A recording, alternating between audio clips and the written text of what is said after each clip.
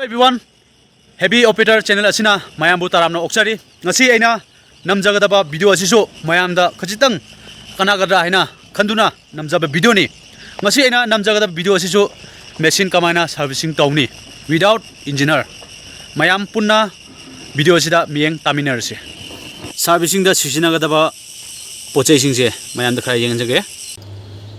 hoji pan horage se filter macha se makada o-ring yaw yaw de brai do khutna mara chik to de hana si hana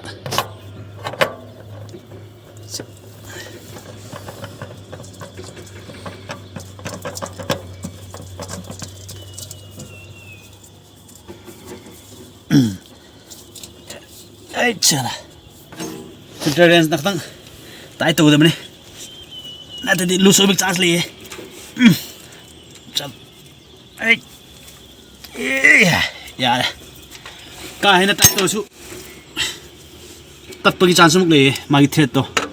अदो limit ता tight तो दमने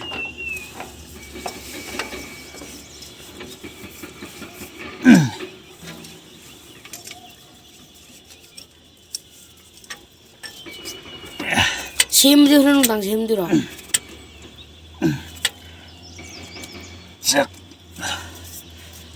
चलो engine oil filter azik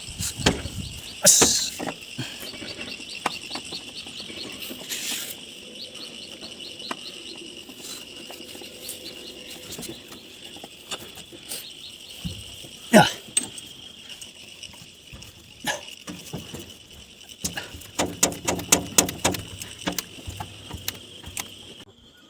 azik engine da mobil hapa horne aduna engine da mobil hapni ngai damta aina ising ki bottle ka aga ready ton thame aduna engine da mobil hapni ngai da magi sigi epit cover gi magi mokhum se engine oil hapum se lothok dem ne ba naksalo kharaga naksalo sida asida lothoke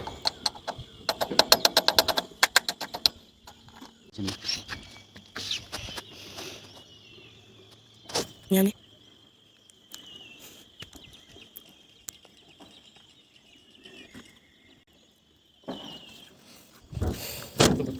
mobil gas ta check tau se sig bottle se sai to thamage asunda aduga mobil ki gas se naksalo sina magi mobil gas ne hana fina sit nana te thoga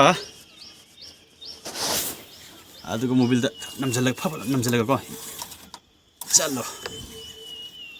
kai bu yoroge cái bức dầu kìa đó sao bức dầu này con ấy sabas ya ok ok ta đây 어제 cái khơi kia servicing xe lối xuống tôi đấy asan last return filter này genuine part asigi filter xe tôi rồi đúng không xe magi tinggi muhum lo to ấy chalo asini magi filter xe return filter xe 너들어 빠는 항도네 항도 들어봐 항도 아 나서도 그래 얘기네 아 해붕어 얘기해 나서도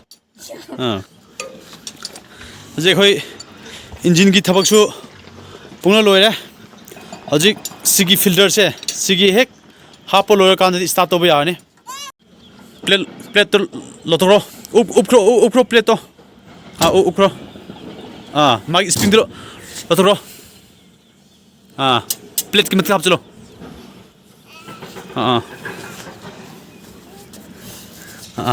अब चलो अदुगा मनुंग की filter सु लotoro थाव दो मुंग दो हाप चलो चलो शाबाश अदुगा filter लotoro zoom ना लotoro 서도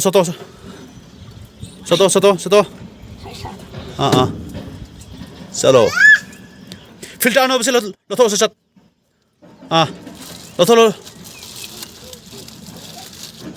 लथो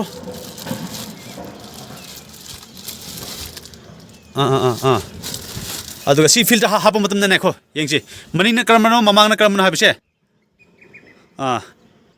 ꯁꯤꯒꯤ ꯐꯤꯜꯇꯔ ꯃꯈꯥꯗ ꯑꯣꯔꯤꯡꯒꯨꯝꯕ ꯑꯃꯨꯕ ꯑꯃ ꯌꯥꯎꯏꯁꯦ ꯁꯤꯗ ꯃꯤꯡ ꯊꯥꯗꯦꯕ ꯅꯝꯕꯔꯒꯨꯝꯕ ꯊꯥꯗꯦ ꯑꯗꯨꯅ ꯁꯤꯅ ꯍꯥꯏꯕꯗꯤ ꯁꯤꯅ ꯃꯈꯥꯅꯤ ꯍꯥꯞꯆꯜꯂꯨꯁꯦ ꯍꯥꯞꯆꯜꯂꯨ ꯍꯥꯞꯆꯜꯂꯨ ꯆꯠꯂꯣ ꯍꯥꯞꯆꯜꯂꯨ ꯍꯥꯞꯆꯜꯂꯨ ꯆꯠꯂꯣ ꯐꯤꯕꯝ ꯆꯥꯅ ꯂꯩꯕ ꯌꯦꯡꯉꯣ ꯐꯤꯕꯝ ꯆꯥꯅ ꯌꯦꯡꯒꯦ ꯅꯀꯣ ꯑꯩ ꯌꯦꯡꯒꯦ ꯂꯩꯌꯦꯀꯣ ꯆꯠꯂꯣ ꯍꯥꯞꯆꯜꯂꯨ ꯃꯁꯛ ꯀꯃꯥꯏꯅ ꯂꯩꯔꯝꯃꯤ ꯍꯥꯞꯆꯜꯂꯨ ꯍꯥꯞꯆꯜꯂꯨ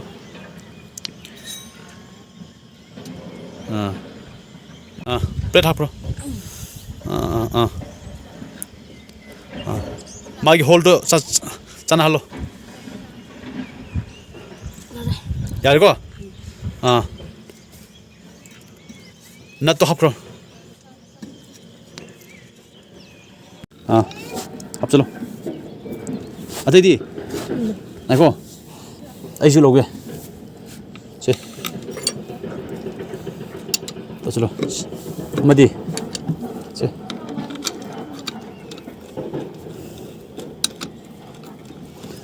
इंजन स्टार्ट करो चलो हौजिक इंजन स्टार्ट ओइरे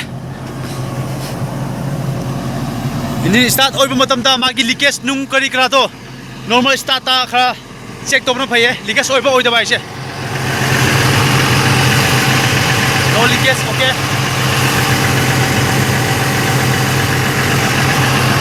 ओके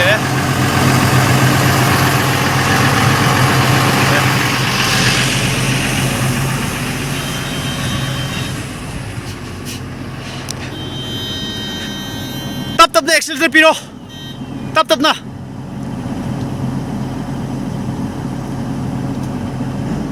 पीरो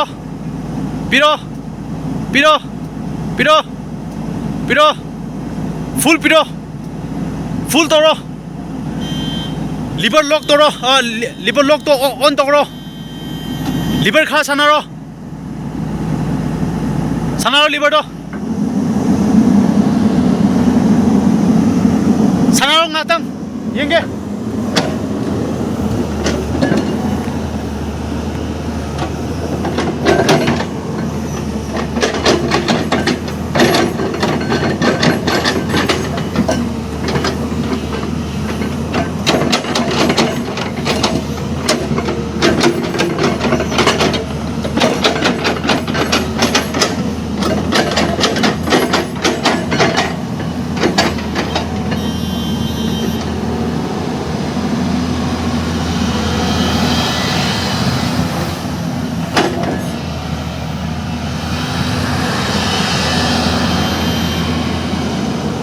오케이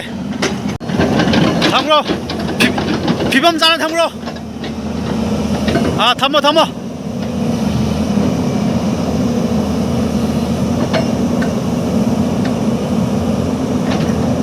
야래 오케이 very nice 야마레 야래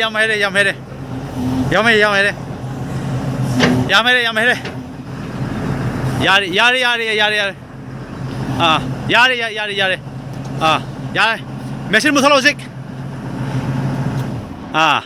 어직 미신 더부터 가만히 더게 카라 양브라 카라 나한기도 말 카라 룸브라 양해 봐 아자 그래 시기 블록세 아시다 좀 로셀하게 미암나수 능시비두나 subscribe 또르모 share 또르모 아두가 마탕목 블록세 누아이 봐 다같자게 미암기 까나나 봐 दमकतनी ऐना सिक वीडियो से सेमजरी से हाबुंगा के हाइदनो हाइरो ए हाइना सब्सक्राइब तो हाउने से बुंगो लाइक सब्सक्राइब ले शेयर तो ब्रो गुड परे ma'am ngasi di lochal lage